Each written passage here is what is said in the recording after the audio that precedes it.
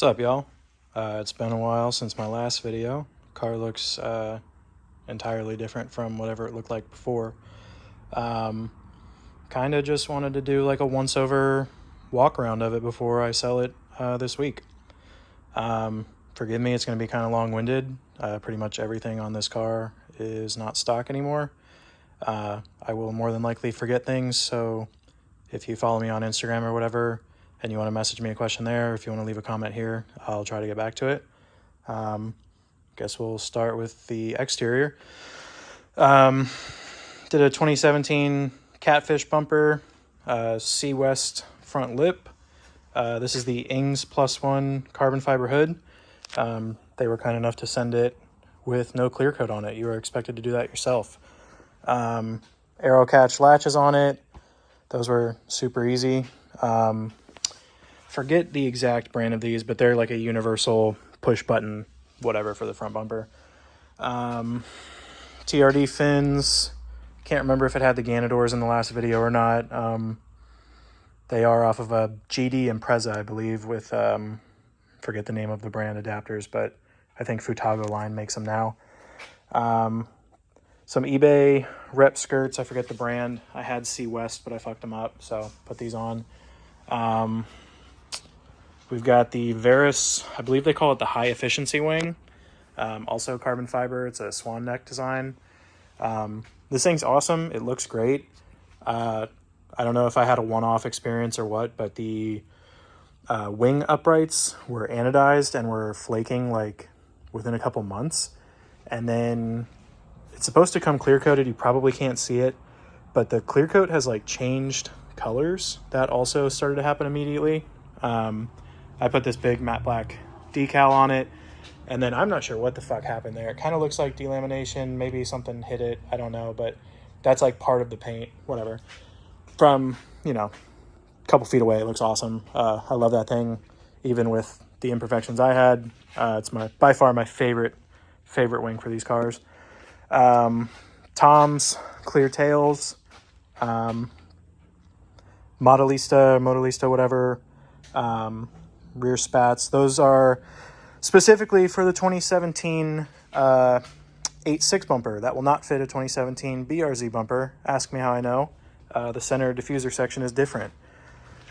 Speaking of diffuser, I also have the Verus. I believe this is their non-aggressive one. Just wasn't a super big fan of the aggressive strakes or whatever they're called on it. Yeah, and then it's wrapped. Sure you can tell, but I forget. It's a inozetek, like metallic black something or other. It's a super cool color. It's got like almost a brown metallic to it. You can kind of see it there compared to the black of the carbon. Yeah, that's about it. Obviously shaved roof antenna, shaved door mirrors for the Ganadors, and that's about it. Wheels, VOLK ZE40s.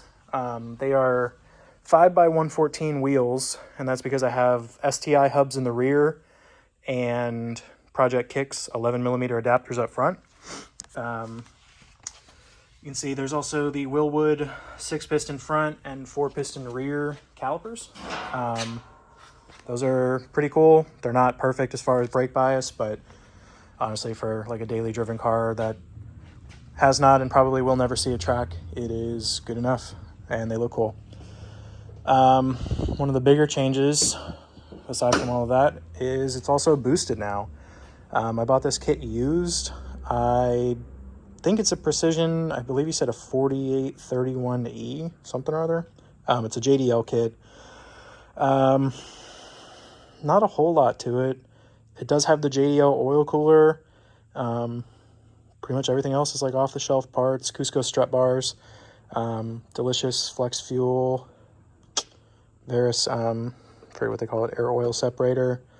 And then it also has a Koyo rad radiator now. Super thick, way thicker than the OEM fan or radiator. Pain in the ass to fit the fans and that radiator and the turbo all in there.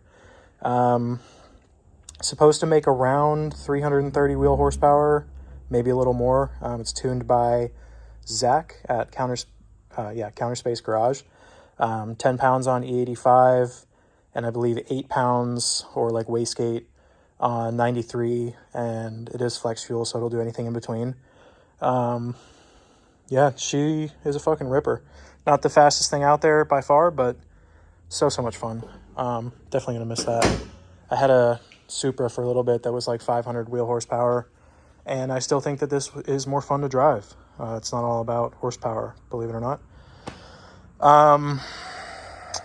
Suspension wise, I can't obviously show you everything, but it's got RCE, RaceComp Engineering coilovers. They're manufactured by KW, and then RCE does some custom like springs and valving, whatever, I forget. Super nice ride. And I mean, these wheels and tires are not supposed to fit. They're 18 by 10 plus 35 with 275 35s. They are the 5x114 wheels, so with the 11mm adapter up front, it's like plus 24 is the effective offset. Cannot for the life of me remember what the camber specs are. I want to say it's like -6 in the front and like -4 in the rear. Yeah, super fun to drive. Looks awesome. You can almost go wider, but I wouldn't. You'd probably rub. And you know, it's like, it's low. It's not slammed anymore. If you've seen all the in-between phases, it's definitely drivable. You don't have to be scared of like little imperfections in the road anymore. What else? Suspension, there's honestly more that's done to it than I can literally even remember. I'm going to put the entire parts list in the description, because trying to remember this all while taking a video is not super easy, and this video is already like 7 minutes long, so most of you have probably stopped watching. For the interior, it is mostly stock, and you know, it was white at one point, so yeah, there's that. Not really a whole lot. It does have a Pioneer W8500 NEX, I believe they call it, NEX. Head unit, that thing is awesome. Wireless CarPlay before, oh god, that's been out for years. It has focal component speakers all throughout.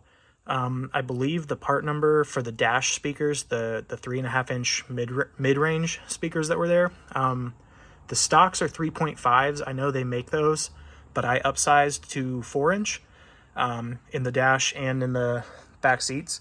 I believe the part number for those was ISN 100. Again, those are focal speakers. And then if you're not going to do those, but you want a little bit of an improvement, Focal makes a kit. I believe it's called the IS165-Toy for Toyota. I believe they're marketed as like Forerunner speakers, but they are the exact correct size for the door speakers and the correct tweeter for the dash, and they're Toyota connectors already, so you just unplug and replug. I fucking love those speakers. I have never heard an OEM or, you know, aftermarket speaker that sounds half as good as these things do. There's also a Kicker L7T in the trunk. That is their 10-inch in a truck box, so it's made to like go behind the seat of a pickup truck. So it's a super small box. I believe it's like 15 inches wide and like 4 inches thick at the top, and then it tapers out a little to like 7 inches deep at the bottom. Almost nothing, but that thing fucking booms for a little sub like that. Perfect for this car. I mean, you do not need a lot, especially if you like listening to the turbo noises. You almost never drive with the radio on anymore. Yeah, I'm sure there's a lot more to it, but we're approaching 10 minutes. Just kind of wanted to do a little goodbye. I bought this thing new. It had like 30 miles on it. I've done everything and anything I can ever think of that I ever wanted to, aside from maybe taking it on a track, but, you know, really an amazing car. I'm going to miss it a lot. But, you know, life goes on, and as much as I'll regret it, I'm looking forward to what's next. So appreciate everybody that took the time to watch it. And, yeah, if you have any questions about anything, suspension wise or whatever, just shoot me a DM on Instagram or leave a comment here. I'll get back to you. Thanks. See you guys.